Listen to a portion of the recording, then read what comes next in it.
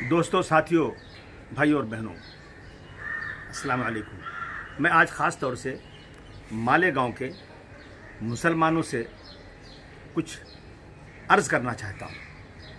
याद रखना दोस्तों, मालेगांव में रहने वाले मुसलमान ज़्यादातर वो मुसलमान हैं जब उत्तर प्रदेश में 1857 की गदर में जब अंग्रेज़ों से लोहा लिया था तो मालेगांव के यही जो लोग हैं, इनके पुरखों ने शहादत का जाम पिया था। जब अंग्रेज़ों ने पूरा इलाके को बर्बाद किया तो यूपी से, मुबारकपुर से, मऊ से, आजमगढ़ से, उन इलाकों से निकल करके मुसलमान पैदल आए थे और कुछ मुसलमान नागपुर, कामटी, मालेगांव, भिवंडी में आकर बसे थे। ये मुसलमान शहीद, ये मुसलमान मुजाहिद हैं, मुजाहिद हिंद के औलाद हैं। मैं आज गुजारिश करना चाहता हूँ, मालेगांव के लोग बहुत पढ़े लिखे हैं, बहुत मजहबी हैं।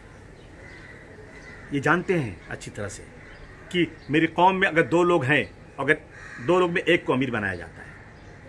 और याद रखो भाइयों, आज हम 25 से 30 करोड़ है, हमारा अमीर कौन है? और जिस कौम का अमीर नहीं होता वो कौम बेराह रमा हो जाती है। मालेगांव में कमेटी बनी है, तमाम जितने भी मसलक हैं, तमाम मसलक के लोगों को मिला करके एक कमेटी बनी हुई है। मालेगांव के लोगों ने जब बम ब्लास्ट हुआ था, बेकसूर मुसलमान पकड़े गए थे, तो कितनी 50 बार मैं दिल्ली में था, मेरे घर पे आए, मुंबई आए, कितनी मेहनत किया था। ये मुसलमान ये लोग अगर आपसे कुछ कहेंगे तो आप इनकी बात नहीं सुनेंगे। अरे इनकी बात पर कुर्बान हो जाइए। ये कहते हैं 4 माले से कूद जाओ तो कूद जाइए, क्योंकि ये आपकी रहनुमाई कर रहे हैं।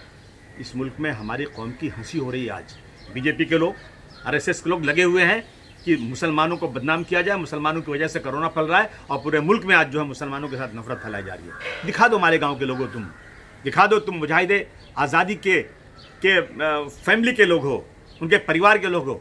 मैं गुजारिश कर रहा हूँ हाथ जोड़ करके, आपको तकलीफ ज़रूर होगी, शायद आपको घर में रहना मुश्किल है, घर छोटा होगा। आपसे गुजारिश कर रहा हूँ, आपको सबसे पहले मैं रमज़ान की बहुत बहुत मुबारकबाद पेश करता हूँ और कहता हूँ अल्लाह ताला से इतनी गिड़गिड़ा कर दुआ करो कि इस रमज़ान में अल्लाह की बरकतें नाजिल हो जाएं और कोरोना बीमारी यहाँ से ख़त्म हो जाए। घर से मत निकलिए, सोशल डिस्टेंसिंग का ख्याल कीजिए। आप पे पुलिस का डंडा नहीं पड़ना चाहिए। पुलिस क्या करेगी बेचारी? पुलिस परेशान है, पुलिस रात दिन काम कर रही। कितनी पुलिस को कोरोना हो गया। मैं आपसे गुजारिश कर रहा हूँ, खुदा के वास्ते इस कौम की इज्जत संभाल लीजिए, बेइज्जत मत होने दीजिए हम लोगों को। जो मीडिया गलत फहमी फैला रहे, बता दीजिए कि सबसे ज़्यादा हम इस मुल्क में कानून का पालन करेंगे। घरों में रहिए, प्लीज़ घरों में रहिए। और कलेक्टर साहब हैं आपके यहाँ आ रहे हैं। आज मैंने एक मीटिंग अरेंज किया है कलेक्टर साहब की और मालेगांव के इन रहनुमाओं की, और वहाँ के एडिशनल SP साहब भी रहेंगे। देखिए, इन सब को खाना मिलना चाहिए।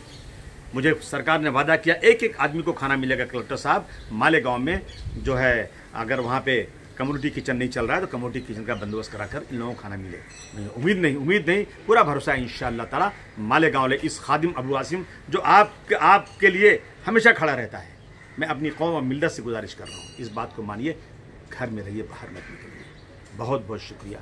आपका भाई अबू आसिम। खुदा हाफिज़।